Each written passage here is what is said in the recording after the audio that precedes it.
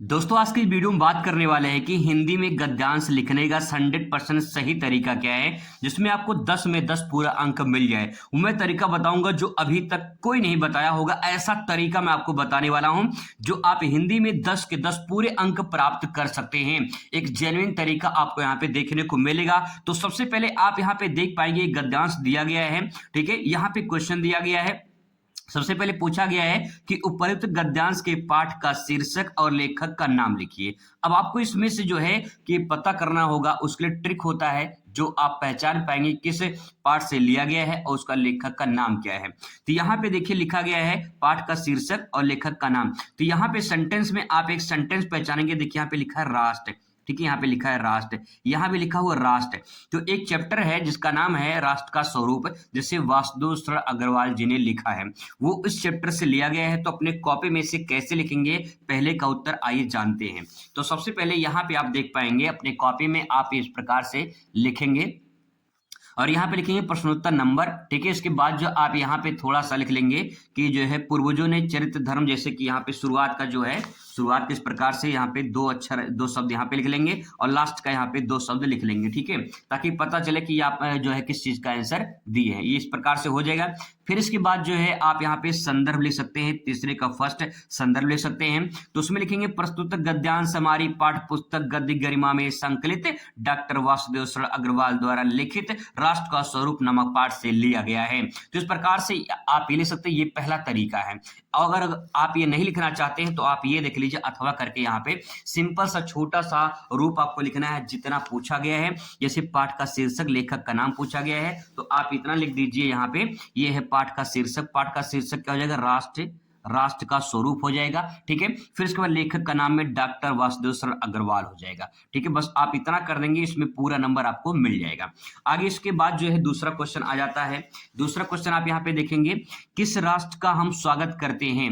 अब आपको इसका आंसर जो है इसी में से छांटना है कि हम किस राष्ट्र का स्वागत करते हैं। तो आपको ये जो लिखा है सेंटेंस से ही आपको ढूंढना है मिलता जुलता। तो यहाँ पे देखिए लिखा है हम स्वागत करते हैं, यहाँ तक मिल गया। तो इसके बाद पीछे आइए, हम स्वागत करते हैं, पीछे आइए, पीछे यहाँ से स्टार्ट हो रहा है। तो यहाँ पे देखिए जहां अतीत वर्तमान के लिए भार रूप नहीं है, जहां भूत वर्तमान की जकड़ नहीं रखना चाहता, बल्कि अपने वरदान से पुष्ट करके आगे बढ़ाना चाहता है, उस राष्ट्र की हम स्वागत करते हैं। तो इस प्रकार से आप यहां से उठा के इतना जो है पहले वाले दूसरे वाले आंसर में आप यहाँ पे लिख देंगे। तो इस प्रकार से यहाँ पे देखिए मैंने यहाँ पे लिख दिया है कि जहां अतीत वर्तमान की भार रूपी नहीं है, बल्कि अपने वरदान से पुष्ट करके उसे आगे बढ़ाना चाहता है, उसे राष्ट्र का हम स्वागत करते हैं। तो इस प्रकार से ये हो जाएगा आपका दूसरे का आंसर। फिर इसके बाद जो है आपको तीसरे का आंसर लिखना है।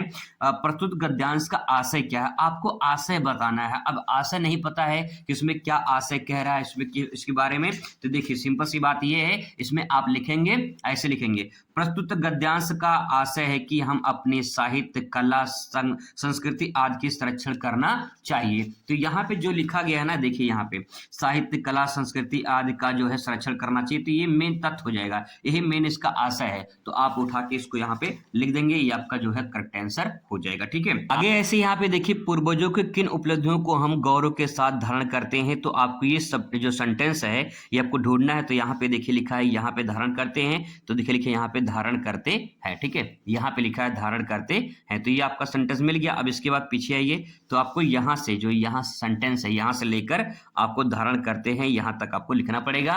तो जो है आपका ये पूरा 100% क्लियर हो जाएगा, ठीक है। फिर इसके बाद रेखांकित अंश की व्याख्या करनी है। फिर यहाँ पे जो है आपको यहाँ से लेकर यहाँ तक इसकी व्याख्या करनी है। थोड़ा मोड़ा इसमें चेंज कर देंगे। तो आपका जैसे भावी लिखा है तो भावी मतलब भविष्य हो जाएगा। इसके बाद इस प्रकार से थोड़ा सेंटेंस चेंज करके यहाँ तक पूरा उतार देंगे। आपको यहाँ पे पूरा का पूरा 10 में 10 नंबर जो आपका ये 100% कन्फर्म हो जाएगा।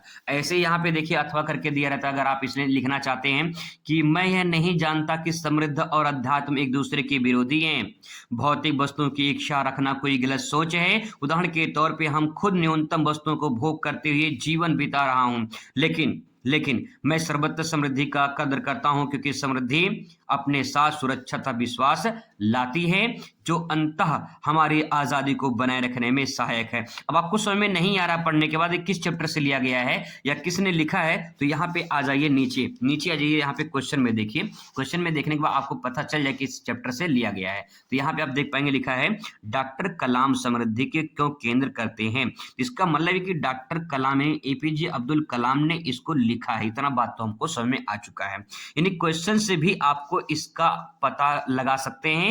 ये छोटा सा ट्रिक आप लगा लेंगे तो आपको ये पता चल जाएगा किसने लिखा है। क्वेश्चन से भी आपको कुछ ना कुछ हिंट मिल जाएगा। जैसे यहाँ पे देखिए, यहाँ पे राष्ट्र का हम स्वागत करते हैं, तो ये जो है इस प्रकार से राष्ट्र से पता चल जाता है कि राष्ट्र का स्वरूप से लिया गया है। तो ऐसे इसको भी लिखना है। तो यहाँ पे जो आपका हो जाएगा वो ये रहेगा आपका, यहाँ पे ये रहेगा पाठ का शीर्षक। ठीक है, पाठ का शीर्षक हो जाएगा हम और हमारा आदर्श, पाठ के लेखक डॉक्टर एपीजे अब्दुल कलाम। तो इस प्रकार से इसको लिख देंगे। आपका यहाँ पे जो संदर्भ वाला पार्ट है ये क्लियर हो जाएगा। ठीक है, ऐसे ही जो है यहाँ पे इसकी जो है आपको रेखांकित अंश की व्याख्या करनी है।